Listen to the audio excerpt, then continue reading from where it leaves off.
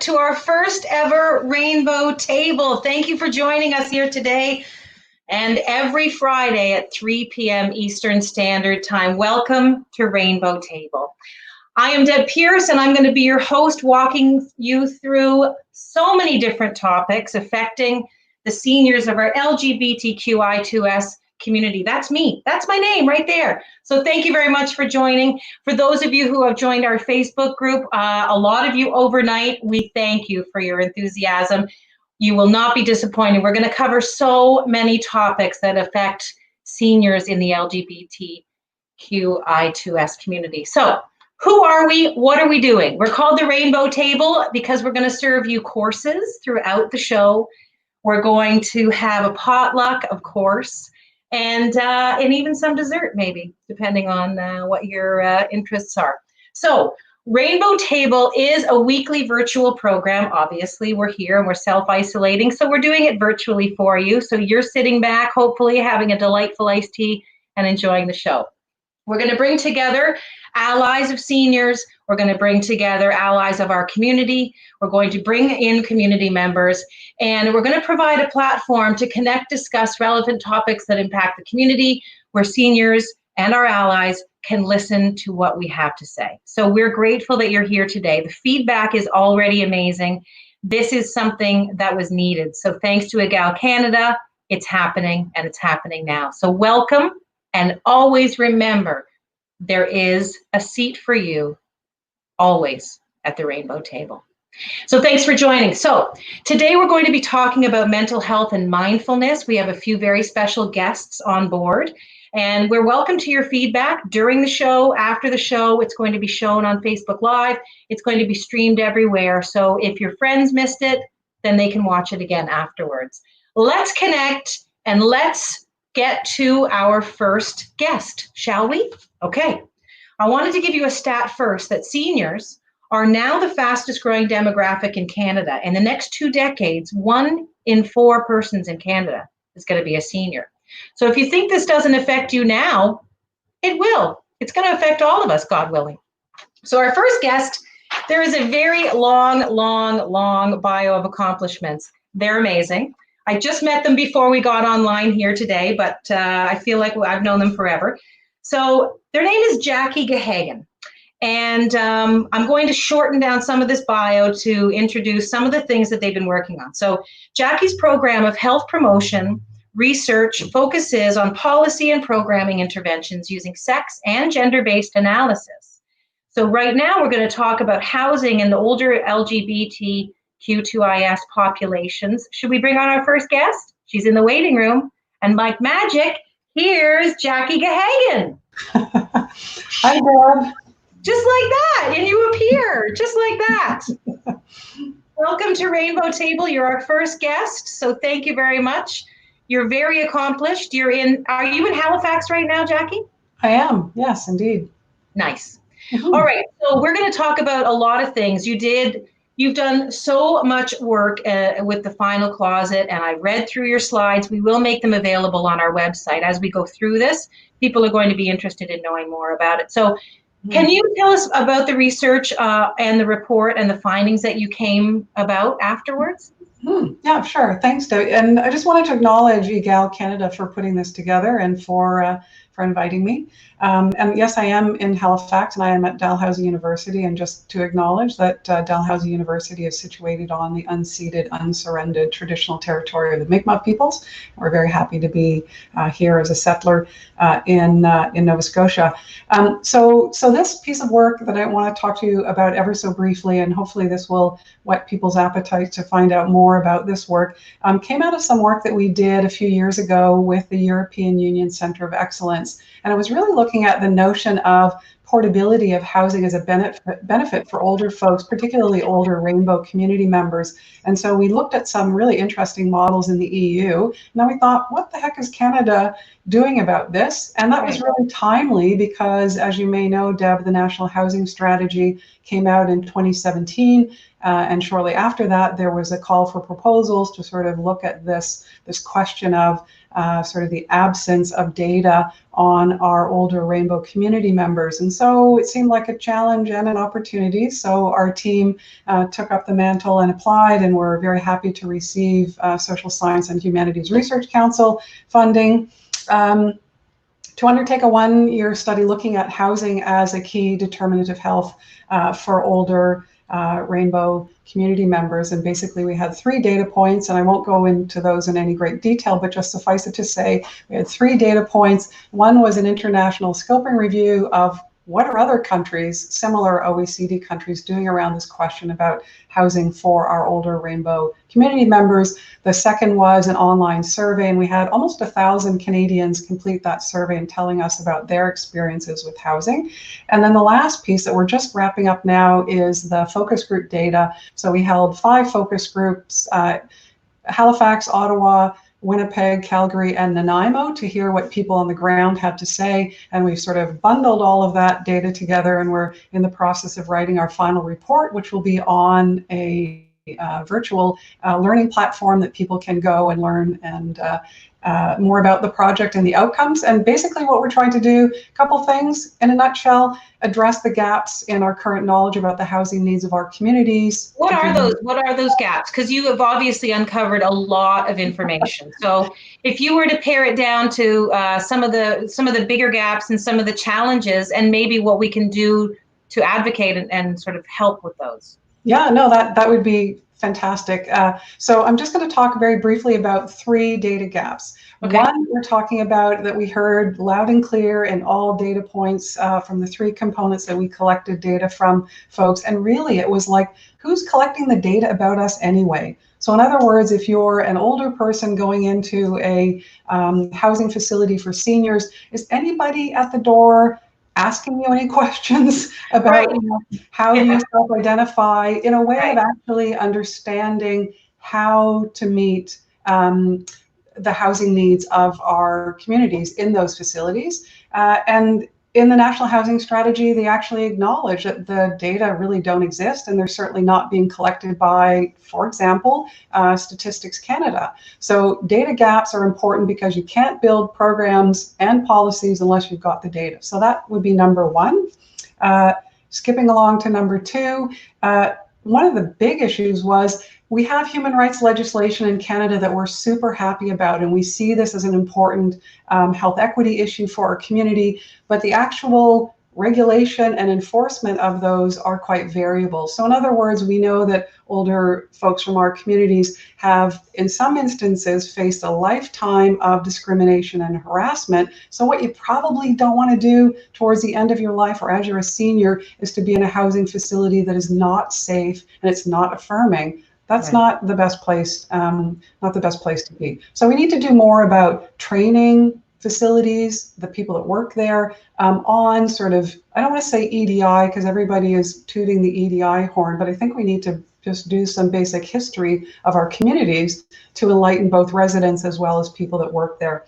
Right. So, let's regulate and enforce the human rights legislation that we are all so incredibly proud of. And then I guess the third piece is sort of thinking about how do we loop this into other systems within the federal government. So for example, we have the National Housing Strategy, which has a $55 billion plus or minus amount of money over the next 10 years. And the question is, who's being invited to the policy decision-making table? And if we're not at the table, that's a problem because you're collecting data for the purposes of realigning housing policies without us there. So that erasure of our communities is really problematic. So Deb, in a nutshell, those are kind of the 3 of the key lessons learned from this study.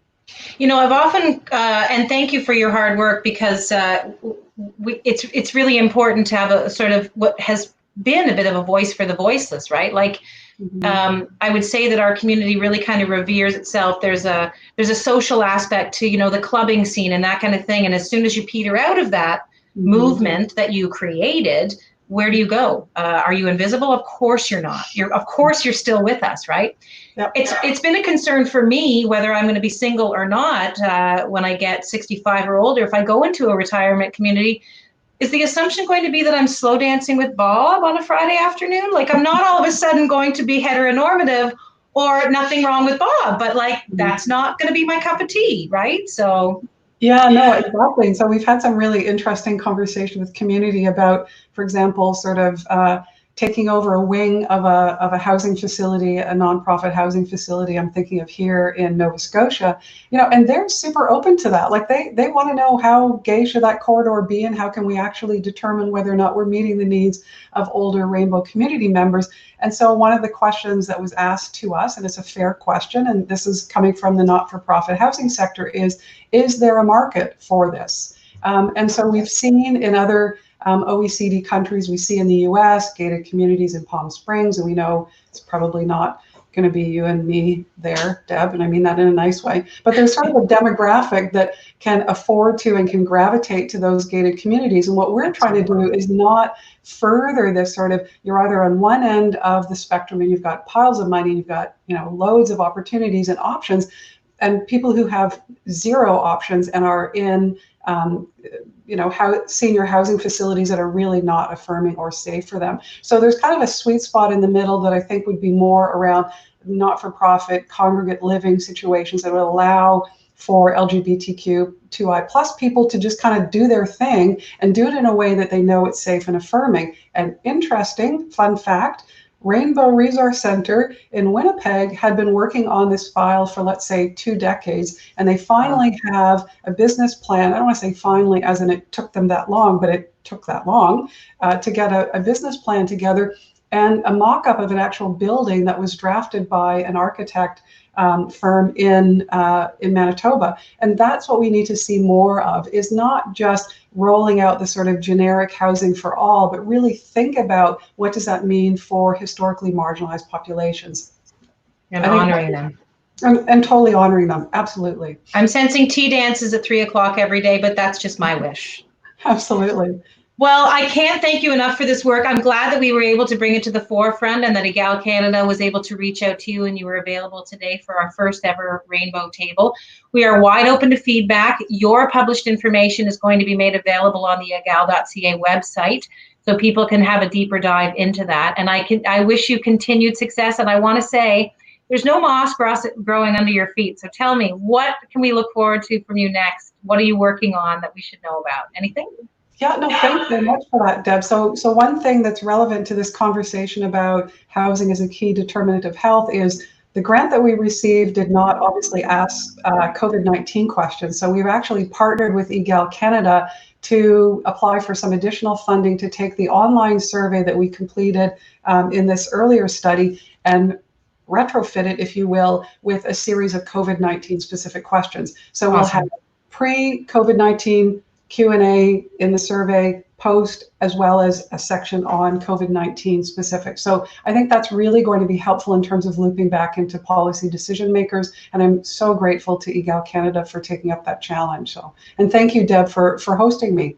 Yeah, listen, it's been absolutely my pleasure. I love Halifax. I wish I could just jump through the screen and be there with you, go for a walk along the waterfront. Jacquie, thank you very much. Jacquie Gahagan, everybody, thank you very much for being our first guest at Rainbow Table. You were an absolute delight. Thank you so much. Thanks, Deb. Take care. Be safe. You too. Fantastic. So smart. So smart. So many words used to describe them. Okay, so as I mentioned when I was speaking with them, we do want your feedback. We're very, very interested in hearing from you because we are working within and for your community. And we want to hear from you. We are open to show topics, although most of them have been laid out, but already on the Facebook group, we are getting some information being shared. So please, if you haven't joined our Facebook group, go ahead and do so after this program, however you're watching it. When I was asking all of my friends on Facebook to be part of this Facebook group last night, I was sending out private invitations, and I got a very curious feedback response today from someone in the community who was allegedly speaking for a number of other people in the community, saying that they were offended, triggered, and upset that they would be invited to a group of this nature. Now, a group of this nature is for the LGBTQ2I2S community, our allies, people of advanced age, people that are younger than seniors. And so for me, it was a really, really interesting question. I did respond back to them, and I tried to educate them the best that they could, because I think it's really important to talk about seniors' issues. They don't disappear. They're still here in our community, and they've done all the work for us to be able to do something like we're doing right now. Do you have to be a senior, an older person in the queer community to be involved in this and interested in this? Heck no, you don't. But we want to be your voice for the seniors. So that's my little soapbox moment. So thank you for joining. Please tell all your friends. All right. That was our first course. Are you feeling full? Do you want some more? All right. We're going to start our second course. And I was able to hook up with LeAnn Pocknell a little bit earlier today, and I'm going to tell you a little bit about her. She's a registered nurse who's worked in the field of mental health and addictions for over 20 years. LeAnn has worked in community programs, both hospital and clinic settings, as well as emergency medical services. She is a born advocate. She's outspoken and a member of our community, and a member of the LGBTQ2+ advisory committee in St. Catharines in Niagara, Ontario. LeAnn is a natural speaker, she's passionate, she loves what she does, she's a partner, she's a mom, and I was able to catch up with her and two of her friends a little bit earlier today. Take a look at what we talked about. Hey, thank you very much for joining the Rainbow Table today, LeAnn. How are you? I'm well, thanks for having me. Excellent. So I've just read all about your bio and the wonderful things that you've done and the wonderful things that you do. So I want to ask you a few questions, because we're talking about mental health today, and we're talking about the LGBTQI2S community. I know it's kind of hard necessarily to discern when you're dealing with our community members, but if we could speak to seniors, what are some specific mental health issues that are affecting our community right now in the face of COVID-19? Well, you know, I think what's happened is social distancing has really bred isolation. So pre-COVID, some of our seniors or aging population were already isolated, and this has just brought about further isolation. I mean, some of our seniors are more likely to live alone, not be partnered, rely on chosen family as opposed to biological family.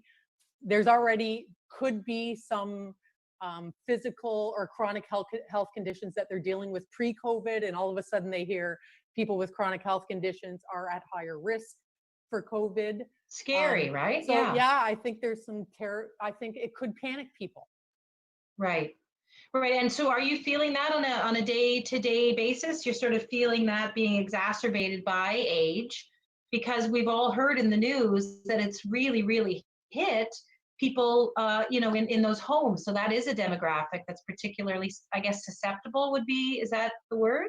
Well, you know, I think at least what I have seen is the first month of this, people were coping the best they can. Now, when we talk about our population, we can't help but say they're resilient and very determined. They've already lived through the HIV epidemic, they've lived through Stonewall, and here we are in a pandemic.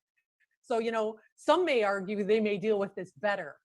However, as time has gone on in the 5th week, 6th week, 7th week, that's when I'm really finding that I'm talking to more people.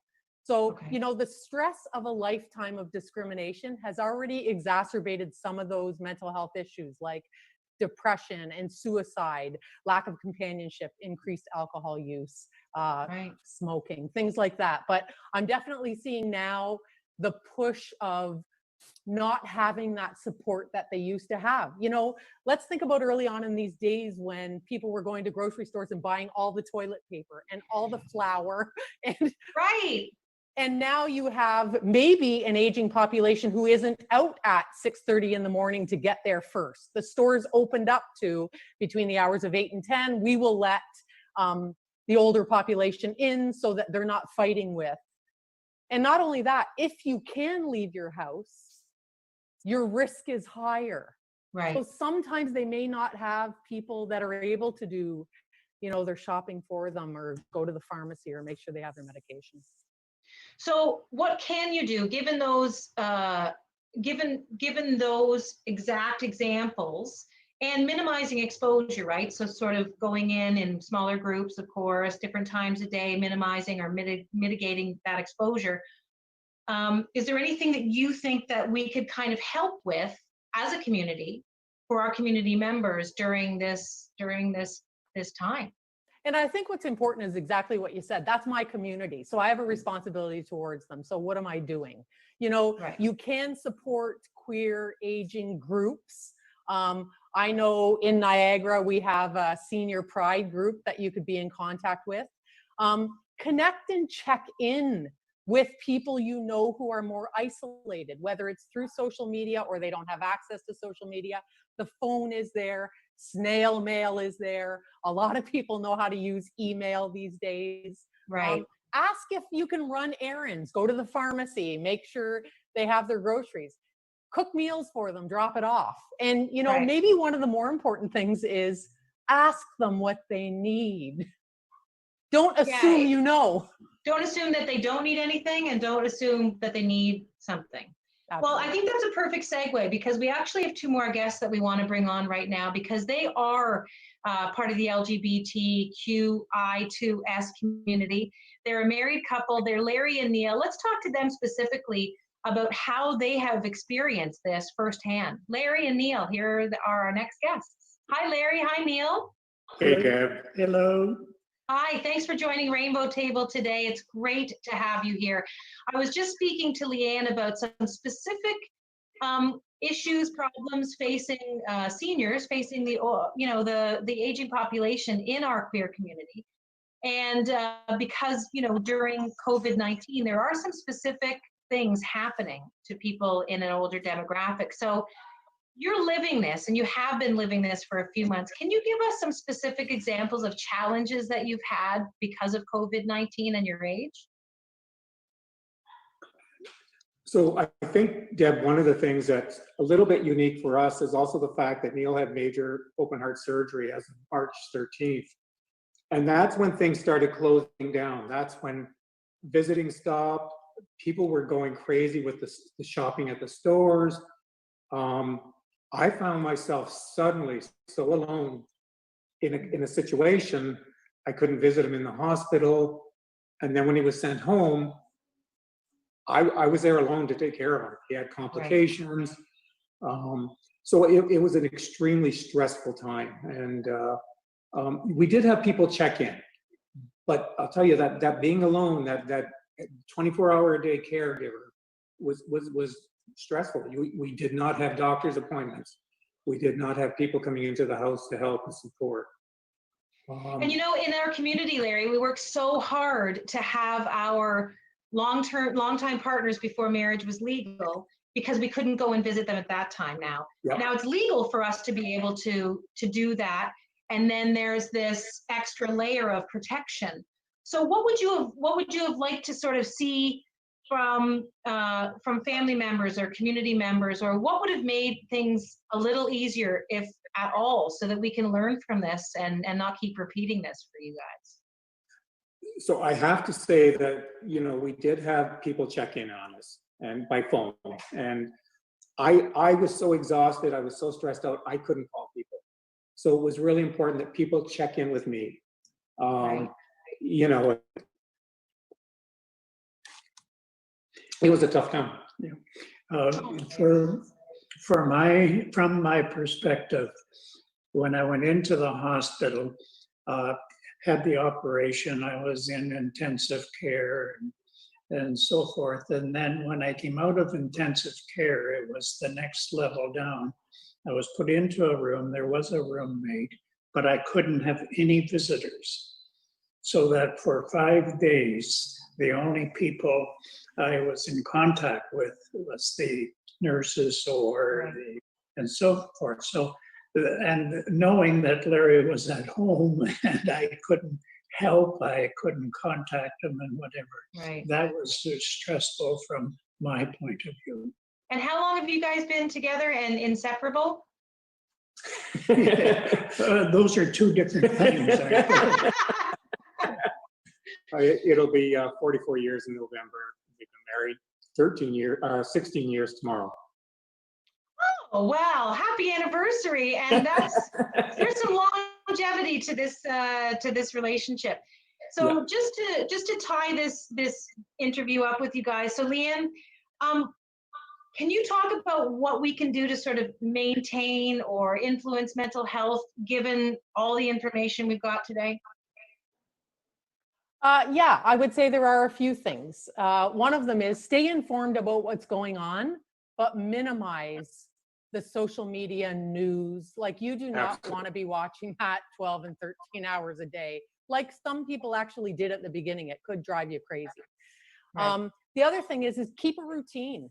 Wake up at the same time, go to bed at the same time, make sure you're eating well, make sure you're getting some exercise, whether it's around the house or even out for a little walk, and do something you enjoy. You know, you have to maintain social contact. It's critical for mental health. Right. So either reach out to people you love or be in contact with them on Zoom or any way that you possibly can. Make sure you have your medicine. If you are on medication, make sure you have enough of it so that, you know, as time goes on and you're looking for help, you don't want to come to the day where you don't have enough medication. And I think the last one, maybe the last two, is if you need help, ask for it. And, you know, the other thing is we do a practice in our office quite often in staff meetings in every group that we do around mindfulness. And it's really about getting grounded in the moment. And it's hard to do that, but if you ground yourself in that breath and realize here we are right here, right now, and, you know, we're not in the hospital sick at this time, we're not, because what happens sometimes is with that anxiety is all those what if questions take us over, and we don't want to go down that rabbit hole. Excellent. We actually do have our next and final guest is going to speak to mindfulness. So that, I don't even know if you knew that, LeAnn, but that's a perfect segue. Thank you very much, Larry. Thank you very much, Neil. Thank you very much, LeAnn. Larry and Neil, you live close to me, so I'm going to call you and see if there's anything I can do to help. And don't forget, everybody, there's always a seat for you at our rainbow table. Thank you. Thank you. Take care. Thanks, Deb. Bye now. See you guys. That was great connecting with them a little bit earlier today. What a cute couple. Happy anniversary to Larry and Neil again. 16 years married, 44 together. All right, so if you're just joining us, my name's Deb Pearce, and you have a seat at our rainbow table.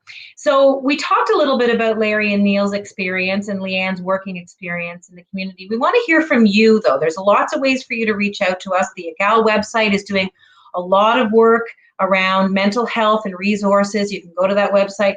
On Facebook, we can talk about those resources, but we also actually want to hear from you and encourage you to tell us what's going on in your community. What are you doing to navigate these issues, particularly with the coronavirus, particularly with self-isolation, which is amplifying that loneliness? What are you doing? What groups are you joining? Please share with the group, because you never know. With the World Wide Web, I can be in Edmonton and have joining a group in Halifax. So please share that information, because we're all one big community, aren't we? All right, we're on to our next guest. Some would say the dessert portion of the rainbow table today. Her name is Karen Hillier, and she is a two-spirited Mi'kmaq woman, and she is also the owner of 4 Directions Healing and Wellness. We're going to go through some mindfulness. Without further ado, let's see her face. Here's Karen Hillier. Hi, Karen. Hello. What do you think? What do you think? I'm so excited to have you here today. You and I go back a long way. People are just meeting you maybe for the first time. Can you briefly tell people who you are and what you do before we go into some mindfulness information?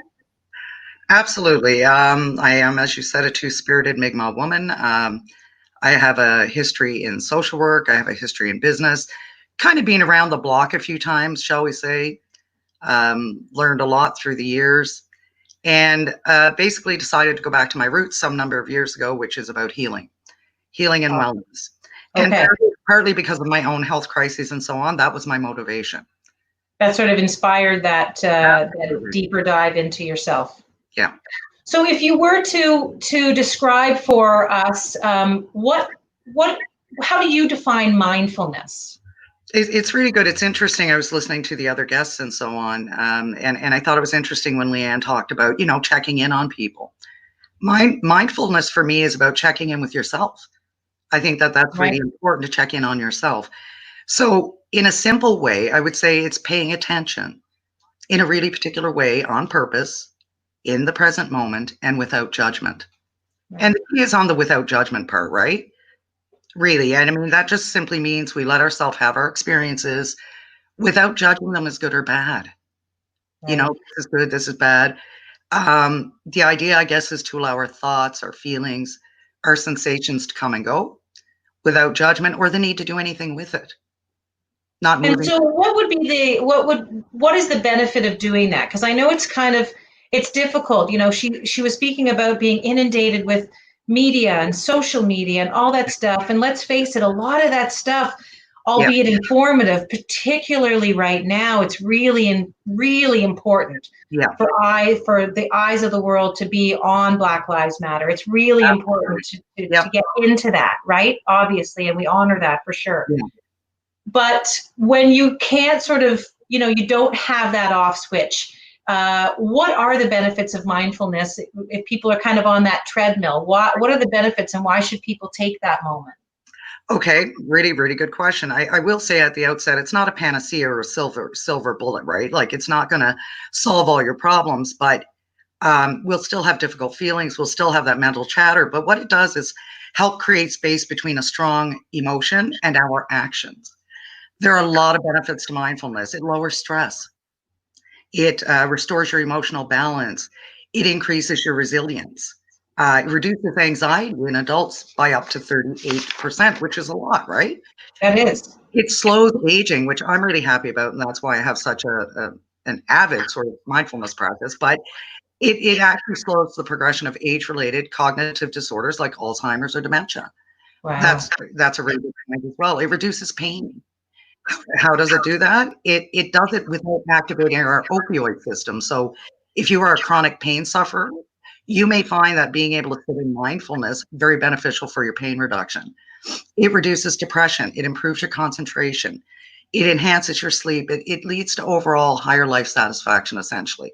Sounds like a silver bullet, but you have to be mindful. So you have to be deliberate about doing it, right? At the And end of the day. so what are some tips and tricks to be able to get you into that? Because people can go to your link here on Facebook, and you will do private sessions with people, and you do a plethora of that. You do cards, you do mediumship. It's amazing what you do. So to speak to mindfulness, what is if somebody's going to get off this rainbow table live today, and there's a moment where they're feeling like they're a little tightly wound? What's a tip or trick that people could do just to sit in that moment? What do you suggest? You know what? Connect to your breath. Realize that, you know, the line between a reaction and a response is one singular deep breath. And then being aware of your breath. So there's lots of online apps for anybody who feels housebound or isn't able to get out. There's all kinds of guided meditation on YouTube or any other number of apps that you can use. Connect to your breath with intention. Notice your body sensations, even when they're not comfortable. The key is not to judge. You know, notice your emotions. Uh, Connect to your senses. What do I smell? What does it feel like? How does my body feel? Do your daily activities in a mindful way. Brush your teeth mindfully. You're going to brush them anyway, right? Might as well brush them mindfully. And what that looks like is be aware of the feeling of the bristles on your tongue, the taste of the toothpaste in your mouth. So it's about being fully present, whatever you're doing. You know, do what you love, but be all there. Right. Right? It's so easy to not do that, right? It's so easy to not be mindful or not be meditative or to think that it's just a little bit too, but the healing benefits, the health benefits to this, particularly in a time of a pandemic, particularly in a time of isolation, particularly when people are not being able to visit other people, maybe they're not doing those routines in the park, to be able to do that. As long as you're with you, you can do that, I suspect. Absolutely. Well, as long as you have yourself, you're never alone, right? Really. Right. I mean, at the end of the day, whatever you do, be all there, whether it's eating, reading, walking, cooking, taking a warm bath, having a shower, washing the dishes, be all there. Amazing. All right. Well, Karen Hillier, thank you very much. I hope you can, as well as joining our Facebook group, go take a look at what Karen does. You can just pop in on a Friday night at 9 o'clock, and she is just live playing her music, burning her sage and reading cards for people and chiming in. And you are just an absolute delight, a breath of fresh air. I love your energy. And Karen, thank you for joining us here on Rainbow Table today. Thank you, Deb, and thank you, Gal. Thanks. Be safe. You as well. Amazing. All right. So that concludes the guest portion of this show. Have you enjoyed it? I want your feedback. Good, bad, but mostly good, if you could. I have been your host, Deb Pearce, and I want to tell you that we do want to hear from you. We really want to hear your feedback. We're very interested. Let us know how we're doing. Thank you to Igal. Thank you very much for the team behind what led up to today's first show. Please get in touch with us. I've got a lot of notes here for you to go to Rainbow Table, the egal.ca/Rainbow Table, the Rainbow Table Facebook hub. This will go up again. So if there's a moment that you missed or you're just coming in right now, don't worry. We're going to post it online in about an hour. So thank you very much. My name is Deb Pearce. Please join me every Friday at 3 p.m. Eastern Standard Time. And don't forget, there's always a seat for you at the Rainbow Table. Thank you.